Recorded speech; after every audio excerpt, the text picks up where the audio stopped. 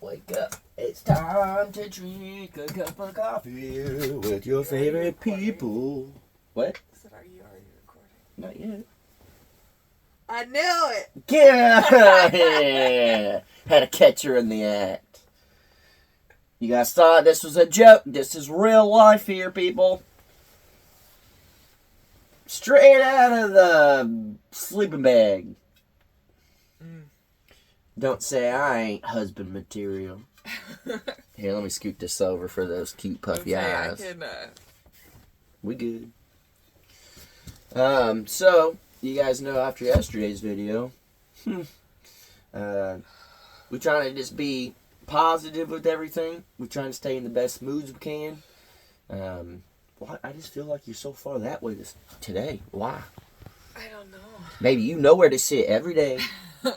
I just got up.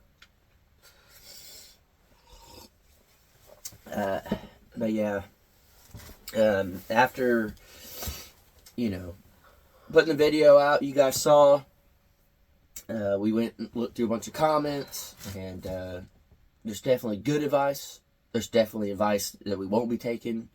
There's definitely, good comments, bad comments. I guess we can break it down a little bit more on here so we can kind of talk more.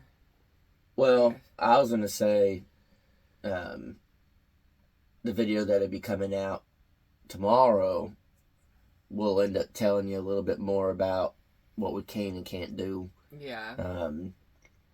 The officer came back, and we discussed a lot of stuff with him, and it's, I don't know, it's still a weird situation. It's still kind of, I don't know, it's weird. It was all thrown at us, without us knowing, and I guess I don't want to go into too much detail today, right now, on this, just because he may come back and tell us more. I don't know. Yeah. Wake up. I don't know what I can say and can't say, so I'm just not going to talk. There's just a few things that he told us, that we're just not 100% sure, whether we should talk about it yet, or how we should handle things. I will say he is an actual officer. Yes, we will answer that. Yeah, he's like a commissioner. He has a badge, everything. The truck has the state of Oklahoma. He is the oil field county commissioner and the inspector for all the oil field rigs and stuff. And basically, it's not a cop, like a street cop. He's an officer of the law that can, enforce. You have to. He's coming out here not in a bad way to us. No. Unless we were doing something intentionally. Yeah. He is the mediator, basically, between the oil field and your residents. Yeah. And very nice. Very informative. Very, very nice. He was actually, because he came back yesterday and he was a little worried. He's like, man, I was kind of worried about coming back a second day in a row. He said, this is not a normal thing where you want to go back. You never want to go back because it's never good. I guess people are usually... Well, I think in our case, luckily, we're in the beginning stages. Yeah. There's people, and a lot of people, that have already built on top, literally on top of a well, because it's underground, you can't see it. Yeah. Like you said, too, even like neighborhoods. In everything. Yeah. It's like, wow, I am very glad that he did come out. Yes. Another big concern of mine was, can we keep the shop? You guys know, most of y'all probably know us because of that. Not some of y'all clearly been around for a long I was gonna time. say, on here, these people been around forever. So there's probably a good handful of people that watch that, and that's how they came across and stuff. I mean, that's the biggest video we have is the shop renovation, and I was thinking the bird's has so much meaning to us. The shop, we've been doing stuff, and you guys seeing Brandon's videos. We're busting out the pillars that we've been wanting to do for a long time. Like we've actually like utilizing it. Yeah, and trying to get to where we can utilize it as a shop. And you talk about the Crocker curse of, hey, we just got this working. You might not be able to have it no more. But it's things like this that we had no idea. Yeah. And since that was some type of thing for the oil field forever, a million years ago, we were worried. Yeah. Like, oh, could we, can we even touch it? Yeah. Did we mess up? Yeah. Because what we were told is, we bought this property and we were told, it's abandoned. Look, we could see a little pathway. We're going to turn this into our driveway. We had no idea that was a lease road. Yeah. I mean, none of this stuff. And so we get out here, and there's, most of y'all know the oil rig that's up in the front. We went and picked up pipes and mowed around it and cleaned it up, and there's a few things here and there that we've never moved yet, and just all this stuff. But we did get, pipes and move them and whatnot. And we actually, I thought I was going to get myself in trouble. We found some pipe. When we first got here, and as you guys know, we welded it up and we made our goat pen, our old goat pen. Yeah.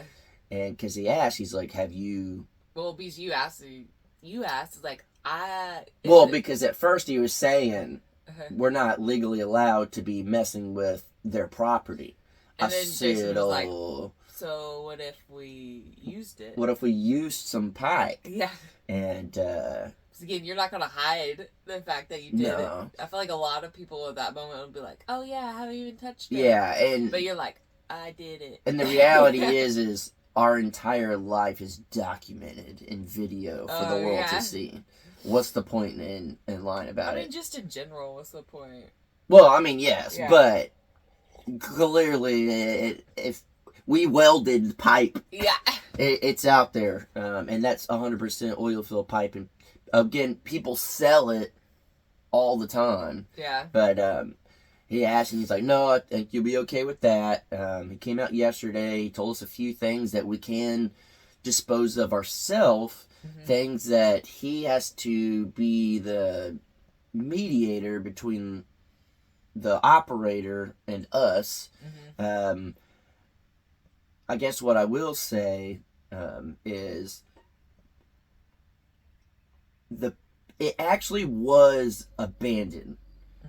So technically we weren't lied to. But the company that had it and did all the shady stuff and everything and just left everything the way it was,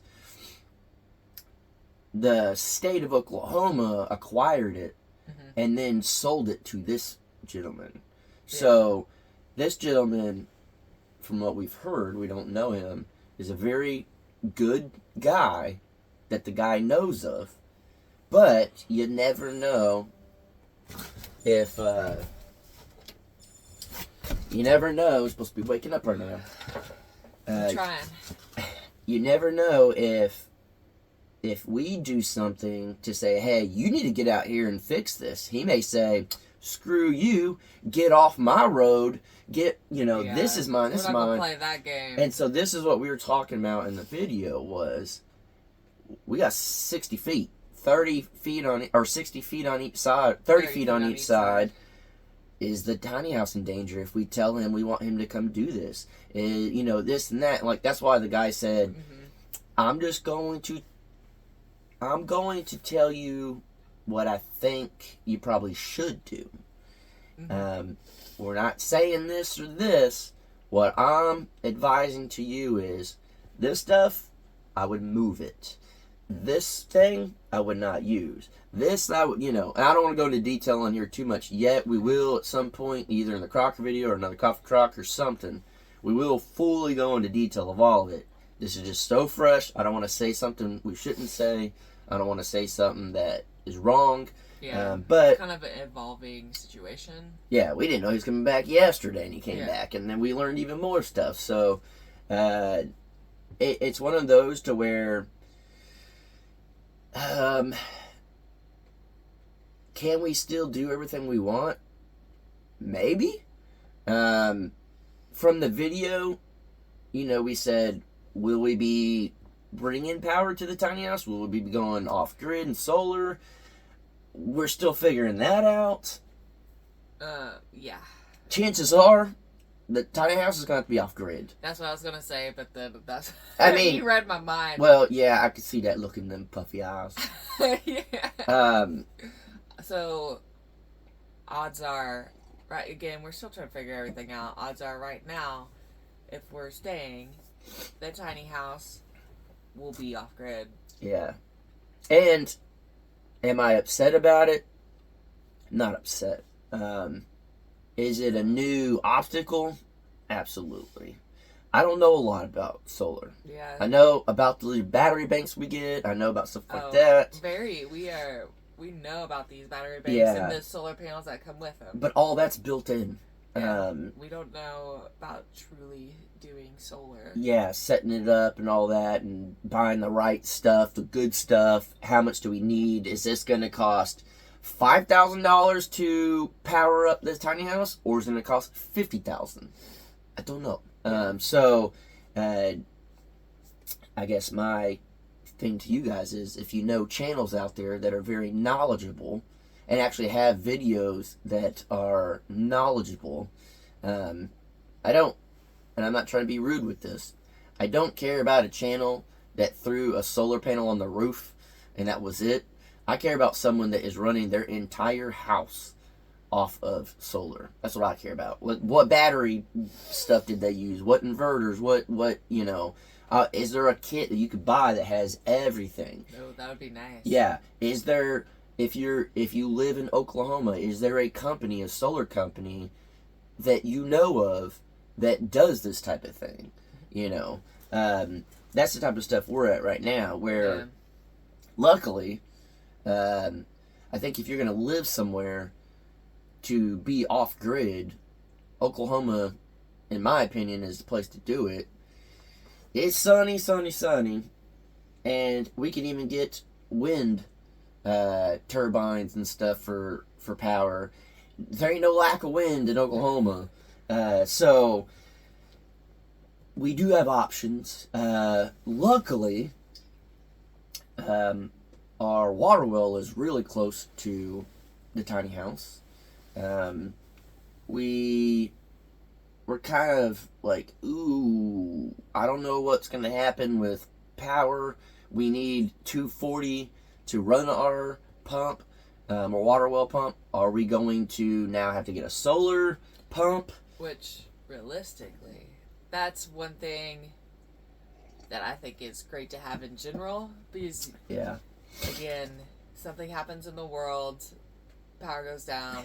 Someone's already saying things is happening in the world. If you have a power source to your water well, you good. You are great. Because who's going to turn your water off? Yeah, that's always been my thing. And we got food running around everywhere. So, yeah, prepping wise for whatever, for anything, I think that's the one. That's the thing, is solar on the water well, so I'm okay with that. Yeah, so we are looking at our options. We are looking at everything, every avenue. I don't know if we talked we did talk about it. We talked about we'd have to move our driveway. Yesterday we kind of walked a little bit and looked at stuff. We called, we talked to our neighbor that has a bulldozer. Yeah, we made all the calls. So the neighbor, electric. We called for electric, haven't really heard back. Mm-hmm. We've talked to the officer again. The officer is actually contacting the well operator. talking about certain things. We're trying to not push issues so he doesn't push back. Yeah. We're trying to... Our main goal is we want to live here. And we want to utilize this. And we want to make sure all this hard work, time, energy, money, headaches, everything we've dealt with on this property, as easy as it would be to walk away and start over and make it easy, sure. It would be an excuse to finally get land in Colorado. Yeah.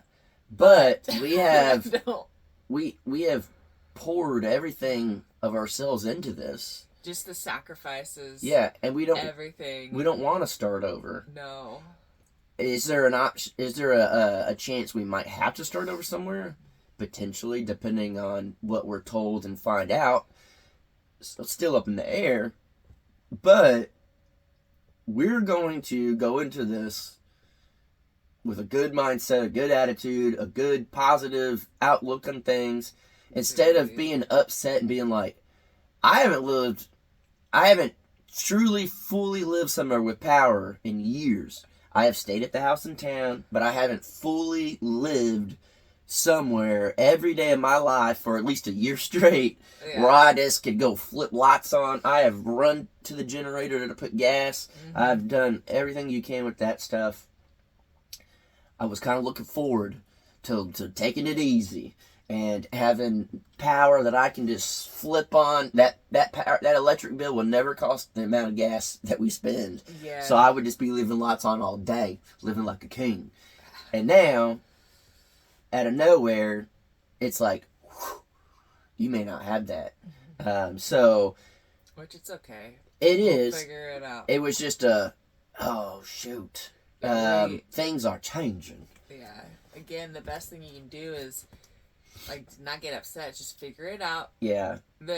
Again, Jason sits through and runs through every single option in his head. I need that. That's just how my brain works. And I'm like, well, let's get out there. Let's go figure this out this way. Yeah, and I'm like, let's give it a minute. So let me think of all the options. So we're kind of doing both. Yeah. We're figuring it out while you're looking at every single option. Yeah. And with the best attitude we possibly can. Yeah. And that's what the officer, very, very nice guy again. He was very worried that we were going to be very upset and not want to back out here. And that's why they are an officer, because legally they have every right to be here and you can't kick him off your property. Yeah. He is an officer with a badge for the state of Oklahoma. Yeah. But he just said it was a pleasure and an honor to talk to you guys. You guys made my day so much better. He's used to getting yelled at every day and all of that. Shot out his truck. There's been some wild things happening. But you guys know that we have been through everything. So everything. This is this is nothing. This is something we can handle no matter how the outcome comes out. Yeah. If we go into it with a good level mind and a good positive attitude, and we just say, hey, at the end of the day, honestly, at the end of the day, as long as we're good, then that's all that matters. Whether we're living here, we're living somewhere else, or worst case scenario, which is not worst case scenario ever in the world, but if things really happened and we couldn't stay here and we couldn't find land, thankfully, luckily, we do have a house that we can go to. Yeah. Because we're not going to be homeless. We're not going to be... And a lot of people, unfortunately, would be homeless if they had to leave or something. So, we're thankful for that. And I think that's the approach to take is, all right, let's think of pros and cons, and let's see what the pros are. And when you start seeing the pros of everything, like, okay, we do have a backup plan. We do have this. We do have this. You know what? It's not that bad. Yeah. Let's not get upset about it. Let's not get angry. Let's just figure it out and move forward. Because you can think a lot clearer, and I've learned this a lot through life. You think so much better. You think more rational. You think everything when you're not peed off. You're not upset. You're not angry. You don't see things right whenever you're angry. No. And you start seeing what you want to see. You want you're angry and you want to see things, because we could easily be upset at these oil field people and start blaming everything on them. We could start selling the realtor. Yeah, the realtor, like, you screwed us, you this and that. But then guess what? You're gonna have a lot of enemies. Yeah. And this is a situation. This is one thing that I want to say that the officer said, is to spread awareness. He knows we do YouTube.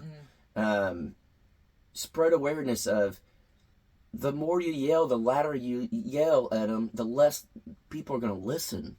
And if you stay calm and you try to work with them and you try to, work with the oil field people and the officer and whatever, they're going to be a lot nicer to you. They're going to do everything they can. But when you're sitting there and you're just putting the blame on them and you're telling them this and you're pointing the finger and you're holding grudges against them and you're doing all this, it's so hard to make things right and make things work, because you're not being level-headed. Yeah. So it can be applied to anything in life. Yeah. So my advice to y'all is, if something like this happens,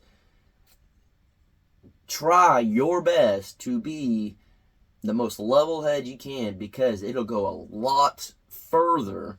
It'll help a lot more. And I am truly thankful I'm at the point in my life, and I'm thankful we're at the point in our lives with stuff. We have learned to roll with the punches. We've learned to stay positive. We've learned to try to look at the bright side of things, even though sometimes that can be hard. We try to look at pros and cons of situations. We try to look at all our avenues rather than just focus on one thing, be mad. Yeah. And holy cow, that goes a long freaking way, because I'm telling you, when I first found this out, I was not a happy camper. I didn't know what to do. I freaked out a little bit, but I tried to do it all as quick as I can in my head. Whatever. Okay, let it go. What do we do? Yeah. You never finished the thought on the shop, though. People are waiting to hear about the shop. We'll get to that at some point. All right, guys. No, you gotta tell them. No, we'll get to that at some point. So, there's still... I don't want to say too much,